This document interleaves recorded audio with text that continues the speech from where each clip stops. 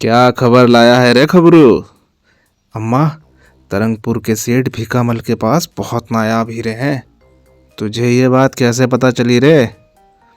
अम्मा, कल ही जीतू तरंगपुर से लौटा है। उसी ने मुझे यह बात बताई है। ले अपनी खबर का इनाम खबरू और मौज कर। अम्मा, तू जुग जुग जी, तू ही मेरी खाली झोली भरती है। उसी दिन, बेटा चतुर सिंह, तरंगपुर जाने की तैयारी कर लो। तरंगपुर? वहाँ किस लिए जाना है माँ? एक ठग का बेटा होते हुए भी मुझसे पूछता है कि तुझे तरंगपुर जाने को क्यों कह रही हूँ। ओह, वहाँ कोई तगड़ी आसामी है क्या माँ? हाँ बेटा, वहाँ के सेठ भीकामल के पास बहुत नायाब हीरे हैं। तुझे उनसे वो हीरे ठग कर लाने हैं। ठीक है माँ। उसी दिन घोड़े पर सवार होकर चतुर सिंह तरंगपुर की ओर चल दिया। जा बेटा, ठगी में सफलता प्राप्त करके ही वापस लौटना। बूढ़ी माँ ने देवी से प्रार्थना की। है देवी माँ, चतुर सिंह सेठ भीकामल को ठग सका तो मैं हलवा पूरी का भोग लगाऊंगी। लंबा सफर तय कर कर चतुर सिंह तरंगपुर पहुंचा। बहुत थक गया हूँ, अब आज आराम करूंगा, कल ही अपने अभियान पर निकलूंगा।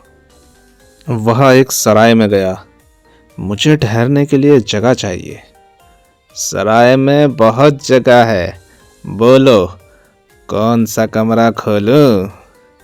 मुझे जगह नहीं, ठहरने के लिए पूरा एक मकान चाहिए। मैं एकांत में रहना पसंद करता हूँ। कोई धनी व्यक्ति मालूम पड़ता है, तगड़ा किराया देगा। कुछ सोचकर वह उससे बोला, तुम मेरी हवेली में रह सकते हो, वह इन दिनों खाली है। हमें वह हवेली दिखाओ, पसंद आने पर हम उसी में ठहरेंगे। चतुर सिंह ने जब हवेली देखी, हमें हवेली पसंद आई। इसका क्या किराया लोगे? इसका किराया है 50 स्वर्ण मुद्राएं प्रतिदिन। ठीक है, हमें मंजूर है। हम यहाँ कुछ दिन रुकेंगे। बोलो, किराया अभी लोगे या बाद में? हजूर, ऐसी भी क्या जल्दी है, जाते वक्त दे देना। वह रात चतुर सिंह ने हवेली में ही आराम करके गुजारी।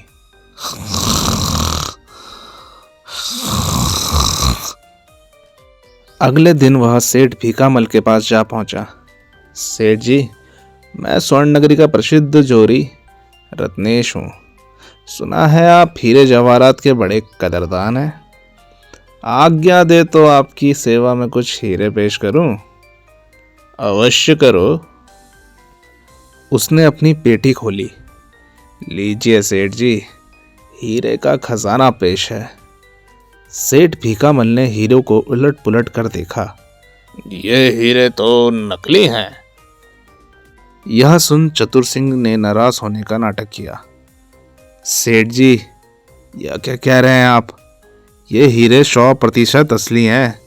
संसार में इनके जोड़ के हीरे आपको कहीं नहीं मिलेंगे। रत्नेश जी, हीरो को जांचते परखते ही यह जिंदगी गुजारी है। हीरे एकदम नकली हैं। सेठ जी, तब तो मैं यही कहूँगा कि आपकी परख नकली है। क्या बक रहे हो तुम? हीरे खरीदते ही हमने उम्र गुजारी है। तुम क्या कह रहे हो कि हमें हीरे परखने नहीं आते? मैं बिल्कुल सही कह रहा हूँ सेठ जी। ठीक है, मैं दिखाता हूँ तुम्हें कि असली हीरे कैसे होते हैं। ताओ में आज सेठ भीकामल उठकर अंदर की ओर चल दिया। मैं भी तो यही चाहता था कि तुम्हें ताव दिलाकर मैं तुम्हें तुम्हारे हीरे दिखाने को मजबूर कर दूं। मेरी चाल सफल रही सेठ। कुछ देर बाद सेठ भीकामल वापस लौटा। उसने चतुर सिंह के सामने पेटी खोली। इन्हें कहते हैं असली हीरे। सचमुच इनमें तो बहुत चमक है सेठ जी। असली हीरों में ऐसी ही चमक होती है रत्नेश जी। इसका मतलब है मैं तो लुट गया, बर्बाद हो गया। जिससे मैंने हीरे खरीदे वह ठग गया मुझे। बिल्कुल, इसमें क्या शक है। ओह! मुंह लटकाकर चतुर सिंह वापस हो लिया। उसने बाजार जाकर बिल्कुल वैसी ही पेटी खरीदी जैसी पेटी सेठ भिक्कामल की थी। सेठ जी, अब तुम मेरा कमाल देखना। एक आदमी तब से ही उसका पीछा कर रहा था जब से वह भिक्कामल की हवेली में गया था। जिस हवेली को उसने किराए पर लिया था वहां जाकर उसने भेष बदला, फिर चल दिया पुनः भिक्कामल की हवेली की ओर। उसका पीछा करने वाला आदमी हवेली के बाहर ही रुक गया। जब वह हवेली में पहुंचा, कहिए श्रीमान, किससे मिलना है आपको? मुझे सेठ भिक्कामल से मिलना है। मैं ही सेठ भिक्कामल हूँ। ओह सेठ जी, मैं आपको एक दुखद समाचार देने आया हूँ। कैसा दुखद समाचार? सेठ जी, जग प्रसिद्ध चोर बांगड़ू ने आपके हीरो पर हाथ साफ कर लिया है। यह कैसे हो सकता है?